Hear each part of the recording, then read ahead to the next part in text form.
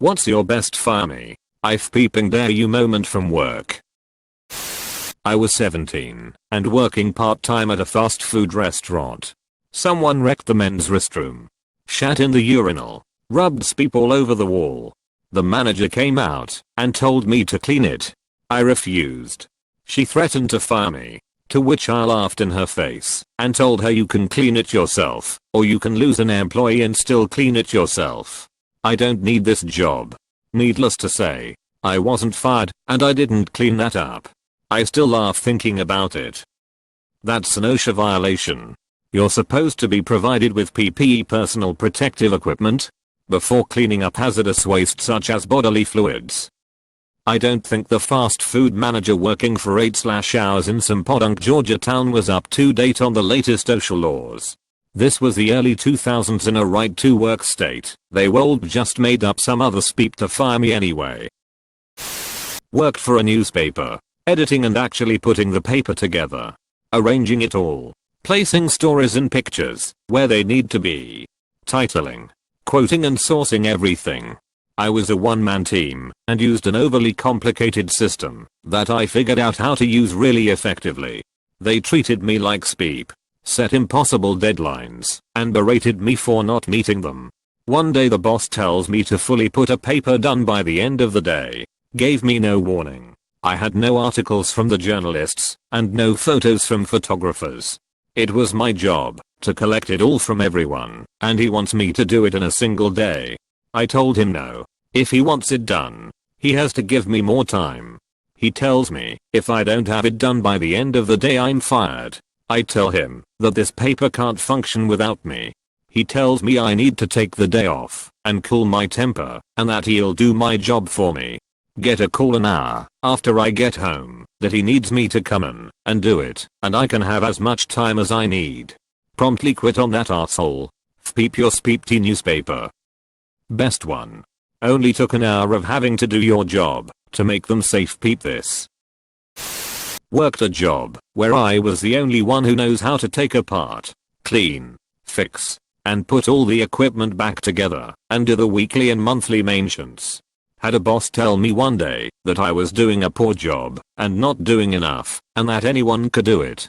If I didn't step up I would be fired, or else as they had manuals for each piece of equipment. So that night I took apart all the equipment weekly and monthly stuff too, cleaned them, and then just left it apart for them to figure out that morning. Then I turned off my phone after getting home for the entire day as I had the day off. When I turned it back on the next day I saw that I had initially received angry texts ordering me to return and put everything back together. This lasted an hour. Then texts saying I risked being fired.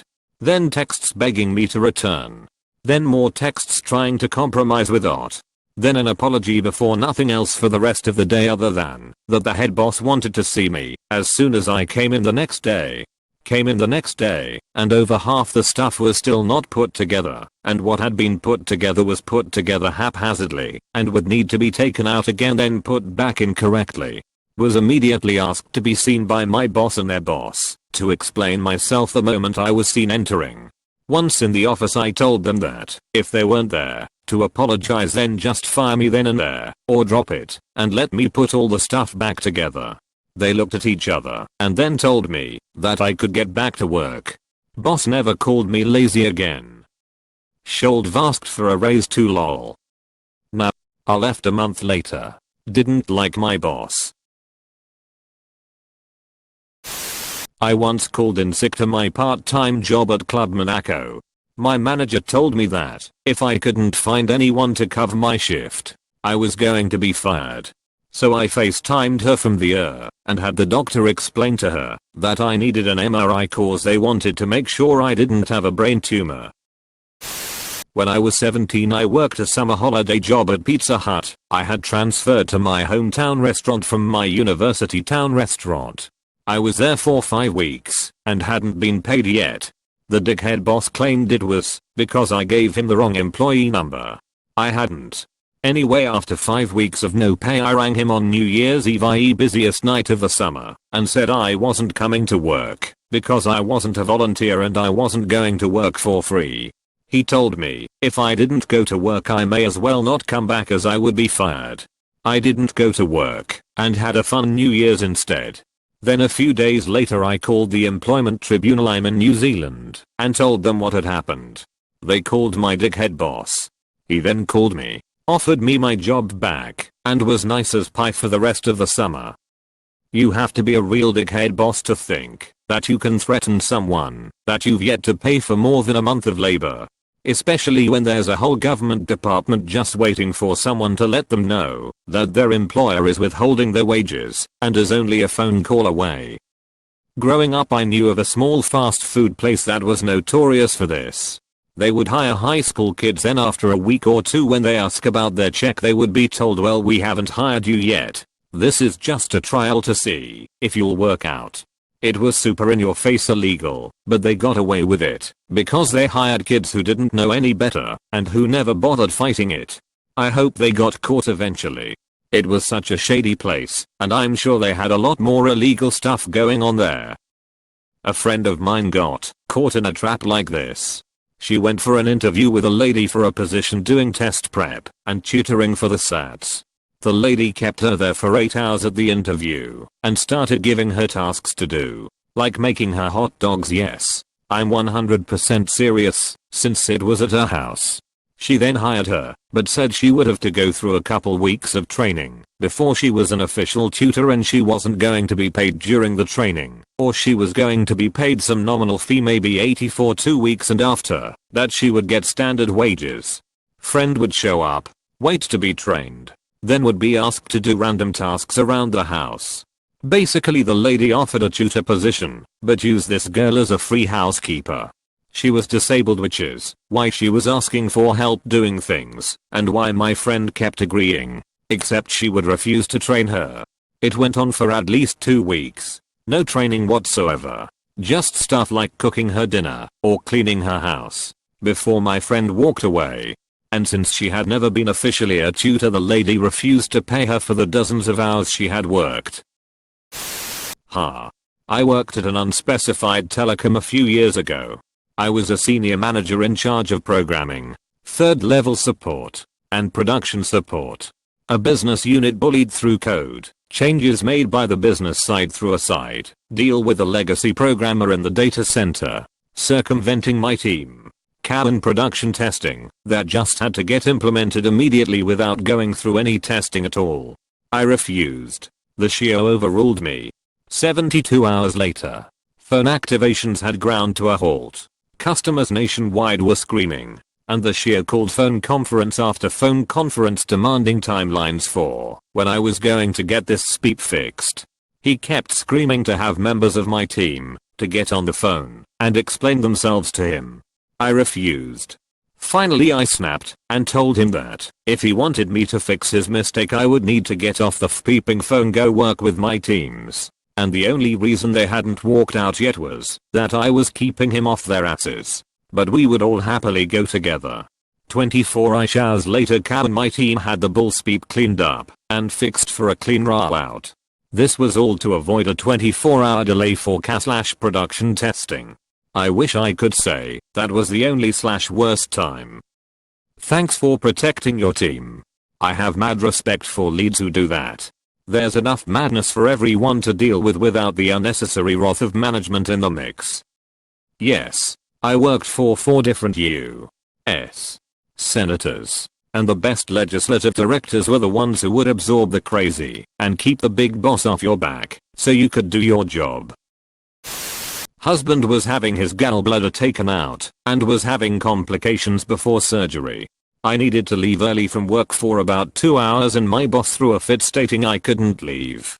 I told her I had 300 hours of sick time I can use for myself and my husband, and if she wanted to push I'd take all of it at once, leaving no one but her to do my job. She said she'd fire me if I tried. I just looked at her and said, I have to go, I'll send you my DR's note. I wasn't fired. I was actually awarded that year for job performance. Edit. I didn't take all 300 hours. I just threatened to, since I was protected by FMLA. I only took the day off. A new supervisor started at my dad's work a few years before he retired. This guy comes in hot to fix all the sick time abuse. My dad's department didn't have many issues. He had over 2,000 hours saved up at that point. This supervisor starts writing people up for calling in. So all 12 guys in his section go get FMLA claims for back issues. It was a physical job. Sick time use goes from 1 to 2 days per person/quarter up to 3 to 5 days per month, and there wasn't a thing the supervisor could do about it. Way to crack down without looking into possible drawbacks.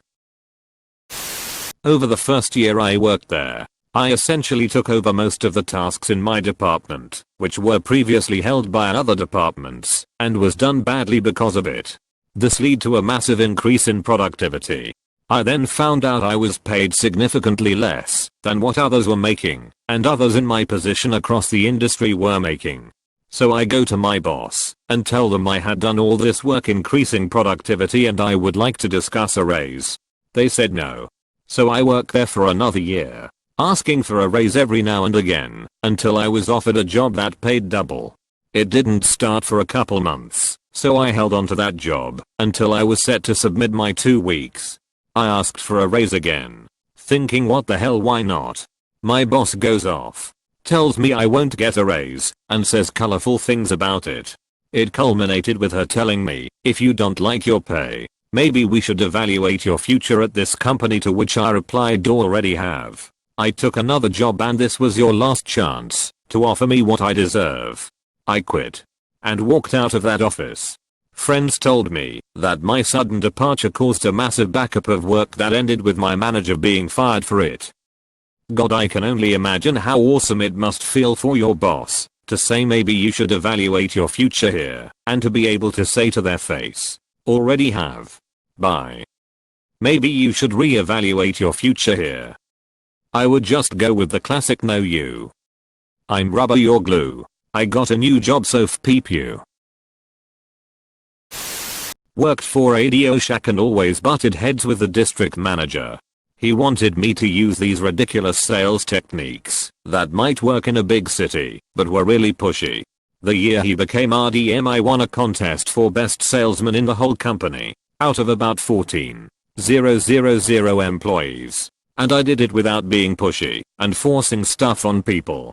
He still tried to get me to use these ridiculous techniques each month when he would visit. But after I won the contest I stopped sugarcoating it and would flat out tell him that's stupid. I'm not going to do it that way. Being pushy is the best way to talk yourself out of a sale. As a customer, when I'm approached by those types, I will almost always walk away, even if I need what they are selling.